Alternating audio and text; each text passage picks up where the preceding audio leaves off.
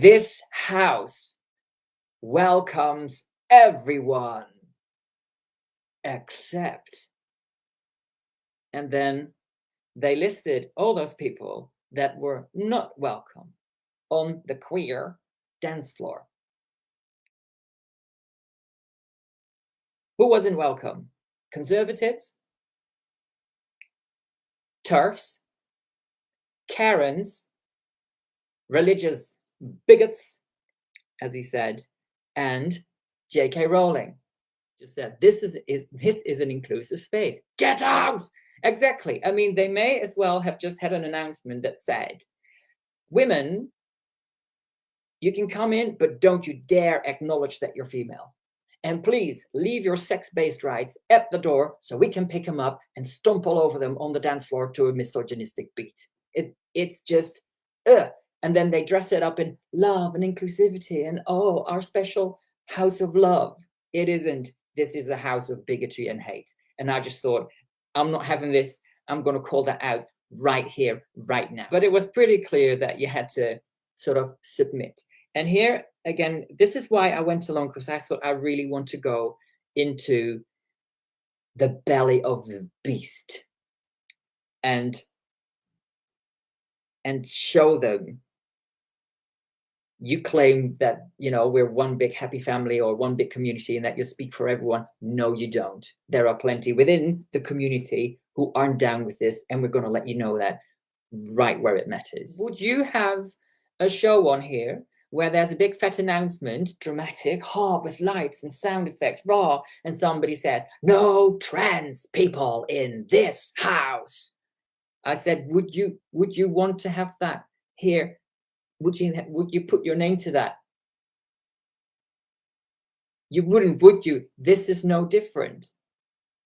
And I just said, there's so many women that are being excluded, particularly women, because in the message they said, no conservatives, no Terfs, no Karens, no religious bigots, no J.K. Rowling. 3 of them are specifically aimed at women. And obviously 2 of them, particularly at women who dare to acknowledge that the female sex is something that exists and that they're part of it. Oh, I'm just hoping it sort of pierces that echo chamber. And what really got me actually was how that announcement was delivered by a man claiming to be a woman, telling actual women who acknowledge being female that they're not welcome.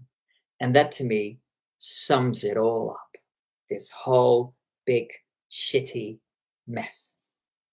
So I was just watching that Mr.Meno video, and we could all coexist. We used to be able to all coexist, but we lost the common ground that allowed us to coexist, and this happened in the name of compassion of all things. And I find this very interesting because we actually, as far as I can tell, peaked out at our ability to coexist based on this common ground right around when Obama came into office. And I'm not blaming it on Obama. I just noticed that's kind of when the peak of our collective ability to coexist topped out. And then we started to decline. And then in the last 2 years, we've crashed and crashed hard. And this is because in the name of compassion and in the name of normalizing mental health, we have allowed mental illness to thrive. We've allowed physical illness to thrive. And this has all happened because we've lost the common ground that we had, which was our ability to understand the difference between the fact that there was objective truth and facts and subjective perspective. We've lost the common ground of even what words mean. And this sickness that's spreading through the collective consciousness, I believe, is actually why the mass spiritual awakening is happening as sort of a karmic response.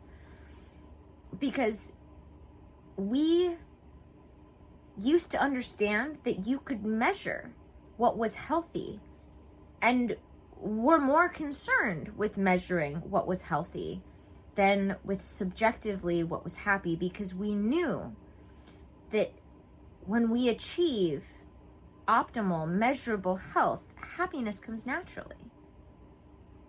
But in this name of not even real compassion, faux compassion, looking like we're compassionate, we have allowed the worst things for us to thrive.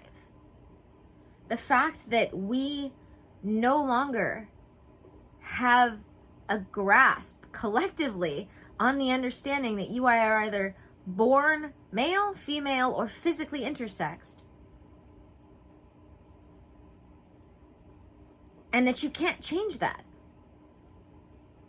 is fundamentally scary to me, because we used to understand that femininity and masculinity was subjective, that you could be mentally either, and that you could imitate either, no matter who you were.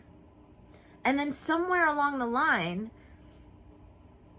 from my perspective, is what seems like a response to the fact that we can surgically alter our bodies, we somewhere along the line decided that that was no longer true. But just because you can imitate something doesn't mean that's what you are. The sheer fact that someone can be on hormone therapy for their entire life, and they have to be on hormone therapy their entire life, otherwise they will revert back to something, if not identical to, closer to what their natural hormone balance was based on their sex they were born into, which is why they have to be on hormone therapy their entire life, to imitate the opposite sex than what they were born into, shows that there is such thing as objective fact. What we used to understand was the truth, and that was different than subjective perspective.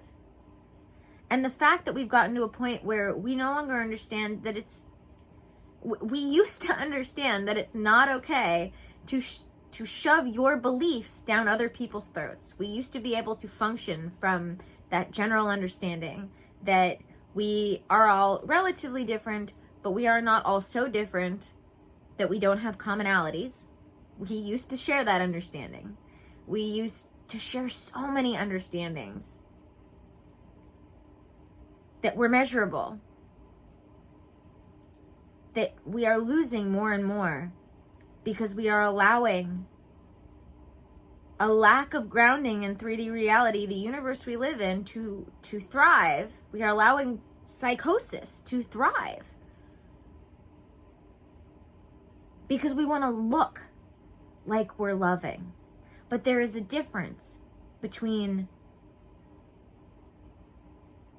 actual love and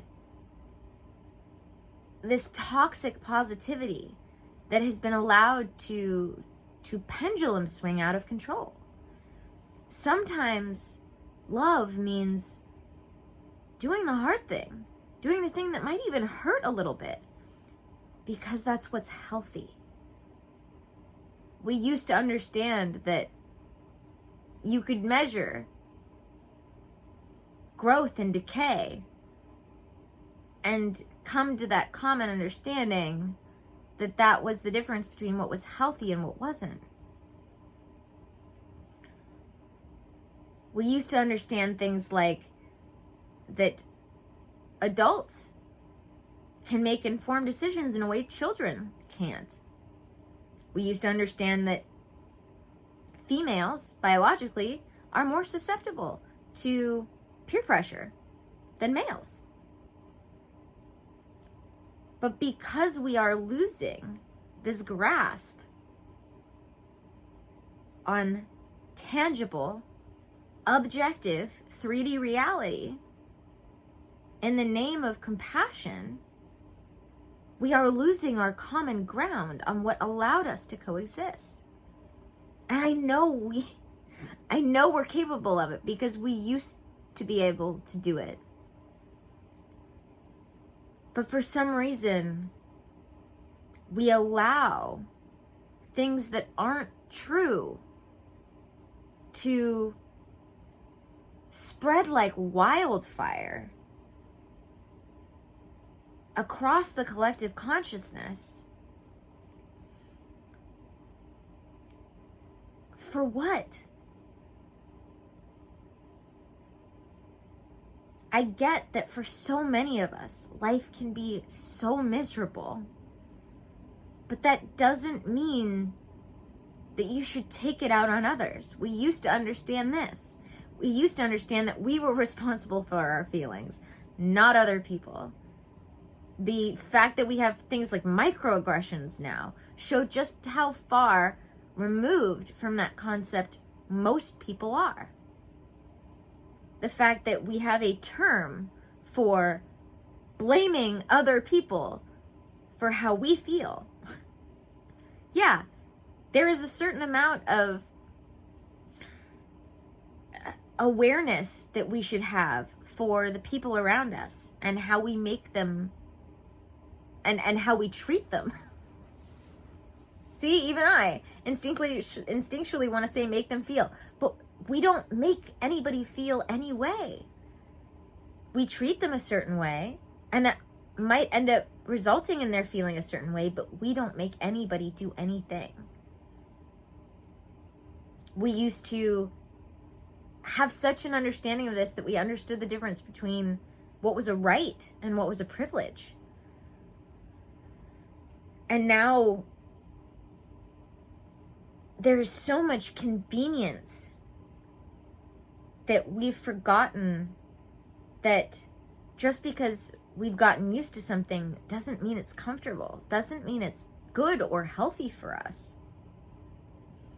Just because it's convenient doesn't mean it's good, doesn't mean it's right, doesn't mean it's healthy. Just because it's easier. And the more we step away from actually trying to understand each other, the more we allow people to seek revenge and call it justice, the more we allow people to pretend that they are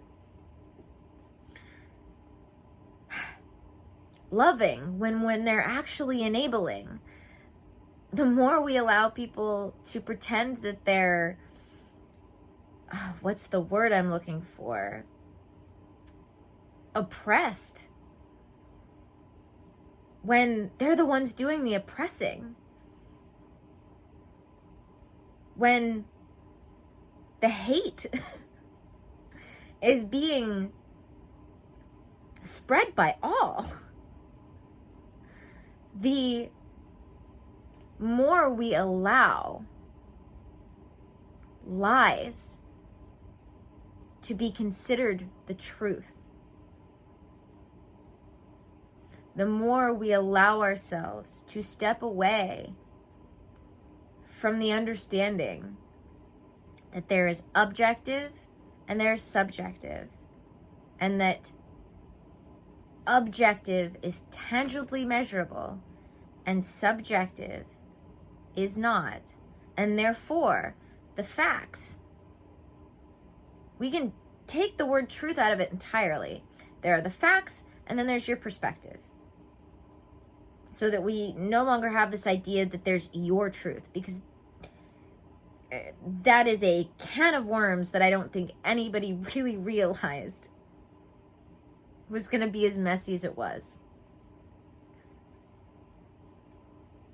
So we'll just take the idea of what is the truth out of it. There are facts, which is objective, 3D reality, the universe we live in, And we need to be grounded in that, no matter what we want our subjective perspective and beliefs to be.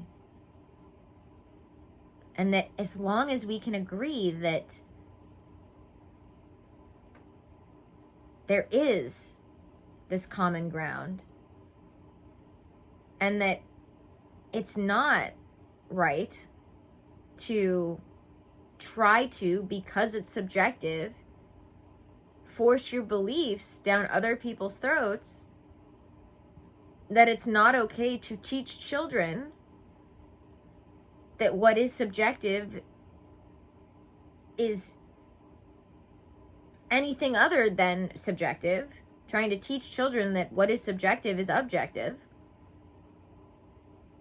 because that confuses the crap out of people. Obviously, we have a whole multiple generations of mentally traumatized children and young adults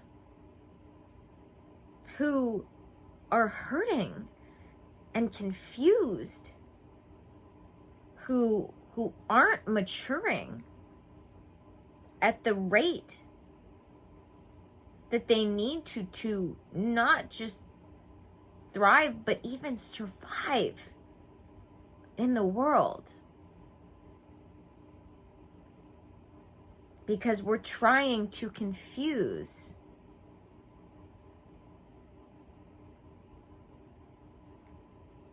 reality with religion.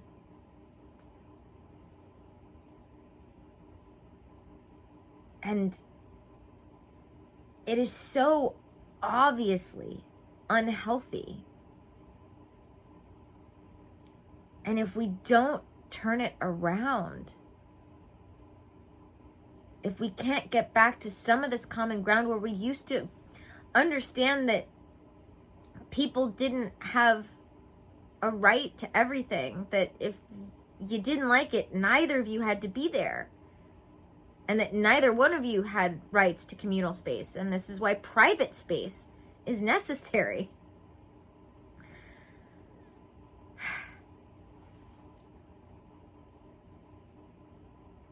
I know that we are capable of coexisting peacefully, because we used to do it once.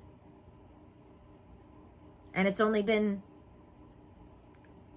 maybe a third of my lifetime that we really have been so mind fucked. But we can heal. We can heal. And the thing is the more you actually take care of yourself based on the things that are measurably creating growth in your life, the more that it doesn't matter what anybody else does. It doesn't matter what anybody else thinks. As long as we're not physically harming each other.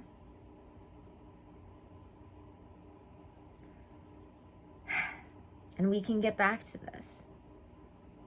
I wish we had freaking just plateaued where we were. That would have been a great place to live. But all in divine timing. But if we don't start putting our foot down, if we don't start speaking up, we won't have much of anything to live for much longer. We need to take this opportunity to say, screw what anybody else thinks, and understand that there is a difference between what you think others think and what they think. And start to get back to those things that there are things we all inherently agree on are right and wrong. They are few, but there are some. And they come down to the fact that we can feel what's right and what's wrong. We know that hurting each other is wrong. We know that hurting children is wrong. Now, what we agree as to, or whether or not we agree as to what that actually looks like, that takes some sorting. But, and I know it's going to be hard for some of us to trust the scientific method ever again because it's run by humans. But that's where we have to really rely on the fact that what is objective, tangible truth is, or facts, sorry, is what the scientific method shows is the repeatable outcome that is the same every time, no matter who does it.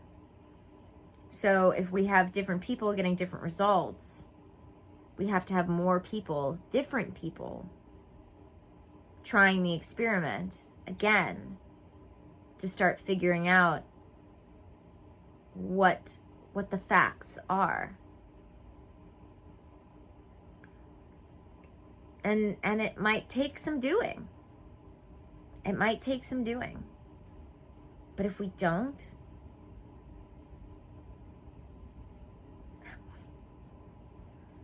we are in for so much more hurting than we're already experiencing. And who wants that? Who wants that? So I want to invite everybody for just a moment to ask yourself, have I examined my belief system? What do I allow to go on in the name of looking compassionate? And are there things that I know are going on that are unhealthy that I'm not speaking up against? Because letting things like trans ideology continue to breed psychosis and a lack of grounding into our universe, that's not okay. It is hurting children, and it is the opposite of anything it claims to be. And that's the only reason why I use it as an example. Because there are plenty of other things, but I find that of all of them, this is the one doing the most obvious harm that is undeniable. I mean, I would love to hear someone argue me how cutting off 12-year-olds' genitals, sterilizing them for life with chemicals and surgery, how that's a healthy thing. Especially when we know that the reversion rates are so high. That the average person who experiences this new trans fad that's happening in the world right now, the average person, when they exit teenagehood, which we know is inherently a confusing time period, no matter what the most popular cultural confusion is at the time, this just happens to be the most current one, that they stop as they become older, they stop being as confused. A little bit at a time.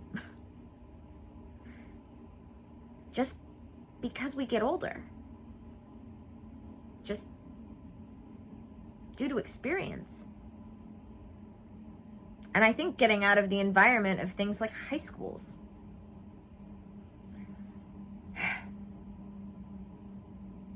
we all have an opportunity to examine the things we do that we know are wrong because we want others to like us.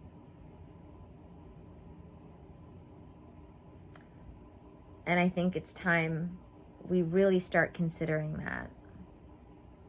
Because if we continue to do the things that we know are wrong, that we know are unhealthy, we're only going to continue to attract people that are unhealthy for us in our lives. And we're going to continue to see a world, an entire world, that gets more and more and more sick every day. And healing, we all have a personal responsibility to ourselves to heal. And that is what would actually heal the rest of the world. So many people try to organize things, and this is something I love from Jordan Peterson, organize things outside of themselves when they haven't organized themselves. They can't organize themselves. And that's why the world is so sick. Because we have a bunch of mentally distressed, traumatized, and ill people who refuse to just take care of themselves, trying to take care of the rest of the world.